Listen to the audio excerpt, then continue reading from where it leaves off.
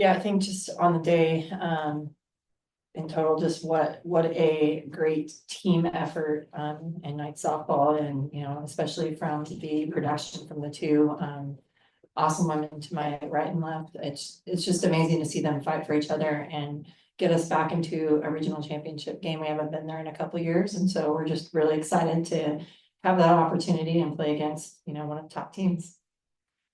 Yeah, and so the question's for Coco. So obviously you guys as hitters went up against Laura Dukowski, and despite the defeat, she pitched a great last few innings to sort of hold you guys down. Can you just talk a little about her and what it was like to face her? Yeah, no doubt she's a great pitcher, of course. I think just going in, trying to stick to the plan that Coach Bear gave us, really committing to it and just trusting each other, passing the bat. That was our goal. I guess for both athletes here, I kind of want to hear, Michigan was a team that handed you your first loss yesterday, and now to come back in your second game of the day and beat them in a game that was back and forth offensively the whole time. How does that speak to you guys' resilience and fight as you approach the championship game tomorrow? I think it just shows how much grit we have as a team. Before we got to the field today, like we were talking, we were like, we are not losing, like no matter what, we are going to win both games and we are going to make it to Sunday. So just showing like we were able to show that today, but like no matter what the score was, we were still fighting and still like pushing to get runs across and win today. You guys are a little bit of a Cinderella story of this tournament, and you took that Michigan. I don't think a lot of people have predicted that. What would you say to people that kind of didn't think you guys were going to be in the game tomorrow? I'll answer that.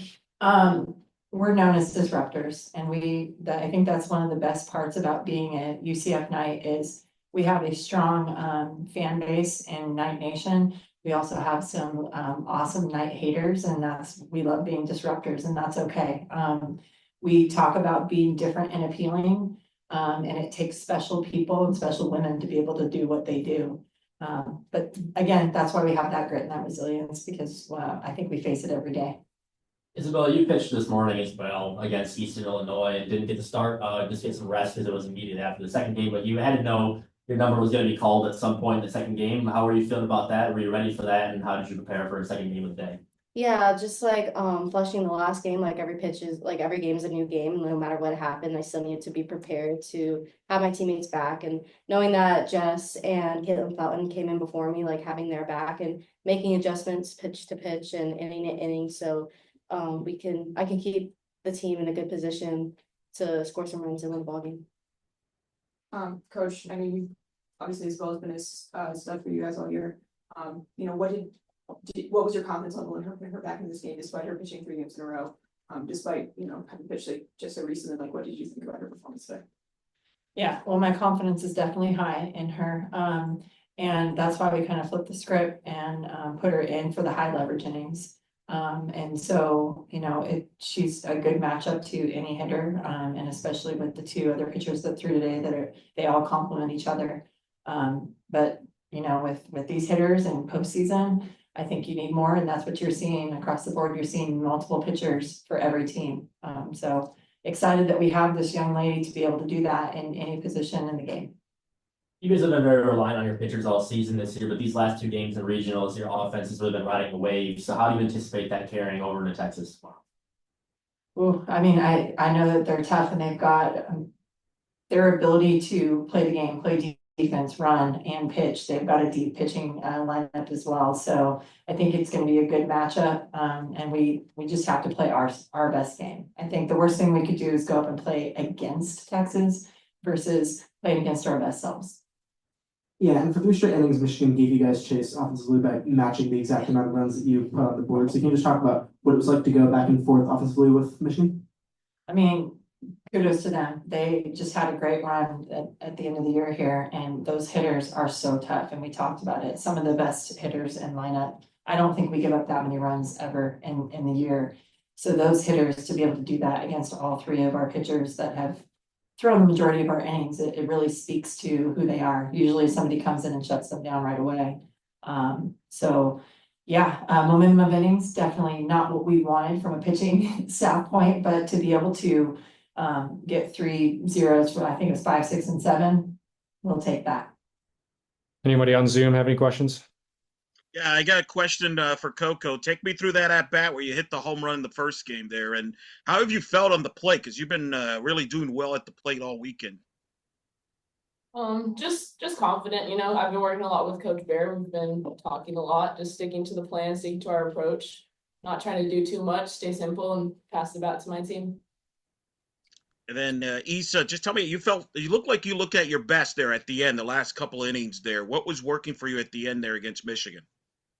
I definitely think my mindset, just like knowing that those 3 innings are the most important and we had a lead. So just being able to hold on to that and get our team back in the dugout without Michigan scoring any runs. Because as Coach Bear said and Coco, they're great hitters. So to be able to shut them down was really important for us. And it gives us momentum going into tomorrow.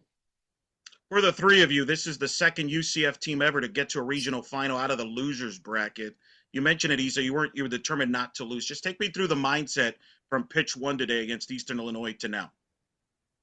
Just trying to get better every single pitch. And then trusting myself and trusting my preparation and everything that Coach Bear and Coach Shannon have taught me. Just and trusting in my teammates and knowing that they have my back and I'm going to do my best to have theirs. Coach, you stuck with Stormy all year, even when she went through a long slump. Incredible day, 5 hits today, hit the big day, tied a school record for most hits in a NCAA tournament game. Just speak to Stormy setting the tone.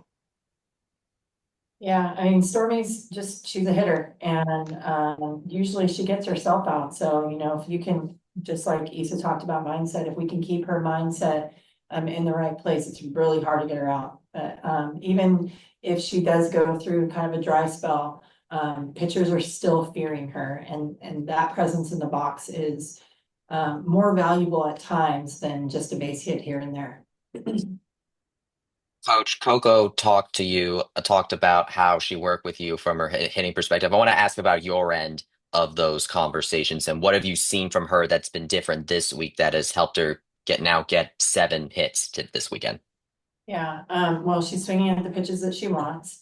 There was like one little mechanical tweak that we talked about, and she's just been, like she talked about plan and approach, she did it, and she's very modest and humble. So at one point in that game, I felt when she did hit the home run, I just felt like, okay, her timing's a little off. She's not making that little adjustment that we talked about. So let's just have her hit away. And hey, she did it. She went for it. And we talk about going hard, and if we fall on our face, we fall on our face. It fell her way. So, it's really special to be able to coach these women the way we are able to. There's so much trust. I am definitely like, I love big time, but I'm hard on them. And this one right here is really nice. She said, her best part of the game, but I think I was making her focus on getting mad at me a little bit, maybe just a tad bit. But to be able to have that trust and know that it's coming from that place, like I might get a little emotional here, but like, it's awesome to have, and it really speaks to who we are. And why we win, because it's the people that we have to our left and right. It's not just the softball players. For the three of you, what was the difference between your first game against Michigan this weekend versus this one? I think our grit and our fight, we talked about like our approach offensively, so sticking to that, and then pitching, just like mixing it up and having each other's back, and knowing that our offense has our pitching staff, and that every part of the game is important, and that like we can rely on everyone to make an impact. Yeah, we talked about how we kind of beat ourselves in that first game, not sticking to our plan, not sticking to our approach. So I think it was just coming back in and falling on our face hard, like Coach Bear said, and sticking to our plan and playing against our best selves, knowing what we do best and how we're successful, and just sticking to that was key for us. Yeah, and I'll just kind of add to that. I felt like you saw a more external UCF team. And I think that's when we're at our best, is when we're external and we get out of our own heads. Coach and Issa, you're going up against Texas tomorrow. Issa, you watched as last year's team took on the Longhorns in the Plex. Coach, of course, head coach, and then what do you learn from that series that you apply now that you have to face the Longhorns with such stakes on the line tomorrow?